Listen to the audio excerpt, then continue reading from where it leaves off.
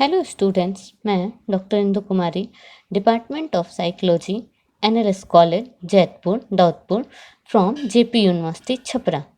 आज मैं UG part 3 के स्टूडेंट्स के लिए पेपर 5 में सैम्पलिंग के अंतर्गत ही चर्चा करने जा रही हूँ। जैसा कि हमने अपने पिछले वीडियो में यह जाना कि सैम्पलिंग किसे कहते हैं तथा सैम्पलिंग किस तरह से चुना जाता है, प्रतिदर्श किस तरह से बनाया जाता है, ये सारी चीज़ों के बारे में हमने जाना। आज हम सैम्पलिंग के प्रकारों के बारे में जानेंगे कि सैम्पलिंग कितने प्रकार के होते हैं। तो व्यवहारपरक बिहेवियरल रिसर्च में जो सैम्पलिंग यूज किया जाता है उसे मुख्य रूप से 2 भागों में बांटा गया है। पहला, संभाविता प्रतिदर्शन। संभाविता या संभावित प्रतिदर्श दोनों कहा जा सकता है, प्रोबेबिलिटी सैम्पलिंग।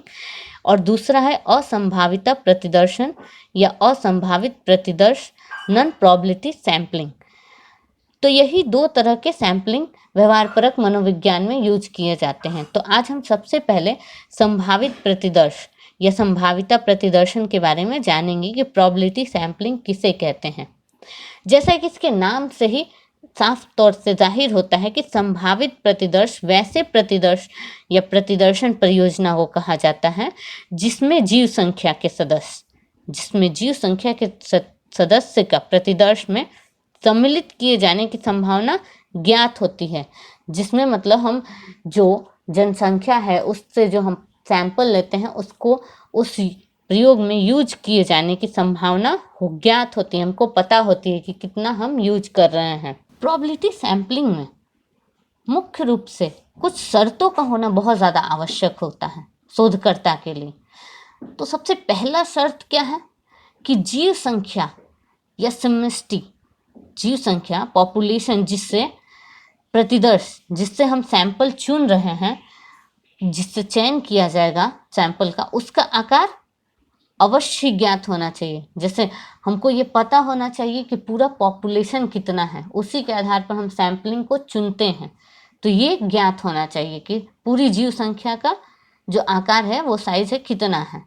दूसरा कि प्रतिदर्श की वांछित संख्या निर्दिष्ट हो, मतलब वो जाहिर हो। प्रतिदर्श की, सैंपल की, अभी हमने जीव संख्या की बात कही, अब हम सैंपल की बात कह रहे हैं कि सैंपल का जो वांछित संख्या हो वो भी पता हो।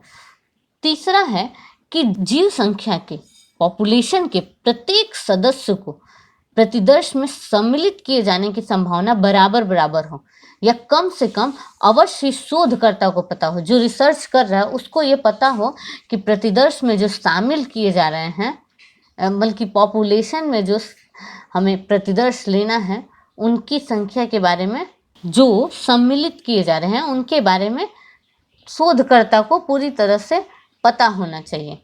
इन 3 शर्तों में से पहली और तीसरी, जो फर्स्ट है कि जीव संख्या का आकार ज्ञात होना चाहिए, और तीसरी है कि प्रत्येक सदस्य जो प्रतिदर्श में सम्मिलित हो रहा है उसके बारे में शोधकर्ता को पता होना चाहिए। इन दोनों शर्तों को कुछ ऐसे ही शोधकर्ता उसे ठीक से, पहला और तीसरा शर्त ऐसा है कि शोधकर्ता कभी कभी ठीक ढंग से इसको पूरा नहीं कर पाता या असमर्थ होता है पूरा करने में, फिर भी प्रोबेबिलिटी सैंपलिंग का एक पॉजिटिव गुण यह है कि इससे प्राप्त होने वाले प्रतिदर्श प्रातिनिधिक होते हैं पूरी तरह से। तो इसका परिणाम क्या होता है कि इससे मिलने वाले निष्कर्ष में किसी प्रकार का जो निष्कर्ष जो निकलता है वो किसी कंफ्यूजन नहीं होता, उसमें वो काफ़ी विश्वास के साथ उस जीव संख्या जिससे वो लिया गया है प्रतिदर्श, जिससे उस प्रतिदर्श का चयन किया गया है उस पर पूरी तरह से समान जीव संख्या पर लागू किया जा सकता है, पूरी जनसंख्या पर। तो इस तरह से हमने जाना कि प्रोबेबिलिटी सैंपलिंग किसे कहते हैं। प्रोबेबिलिटी सैंपलिंग के भी कुछ प्रकार होते हैं।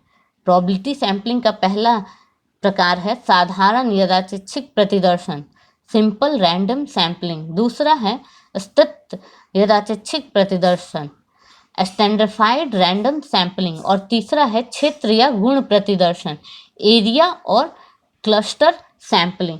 तो ये 3 प्रकार हैं किसके, संभावित प्रतिदर्श के, प्रोबेबिलिटी सैंपलिंग के ये 3 प्रकार हैं। तो आज हमने संभावित प्रतिदर्शन के बारे में चर्चा की। अगले एपिसोड में हम असंभावित प्रतिदर्शन के बारे में चर्चा करेंगे। आज के लिए इतना ही, धन्यवाद।